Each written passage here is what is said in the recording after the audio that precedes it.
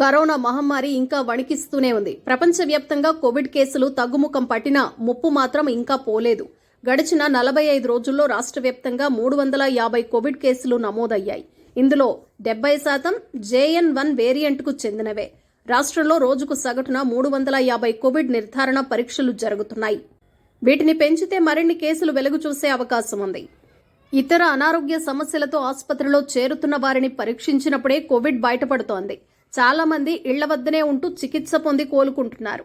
మధుమేహం, అధిక రక్తపోటు, ఇతరితర దీర్ఘకాలిక వ్యాధిగ్రస్తులకు తాజా కోవిడ్ ఇన్ఫెక్షన్ కాస్త ప్రమాదకరంగా మారే అవకాశం ఉందని వైద్య నిపుణులు చెబుతున్నారు.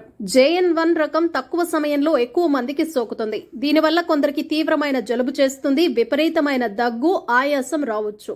జ్వరంతో పాటు ఈ లక్షణాలు మొదలవుతాయి. పిల్లి కూతలు రావచ్చు. రోగనిరోధక వ్యవస్థను లొంగదీసుకుని ఇన్ఫెక్షన్ సోకేలా చేసి దాంతో అవయవాలను దెబ్బతీసే శక్తి ఈ వేరియంట్కు ఉంది.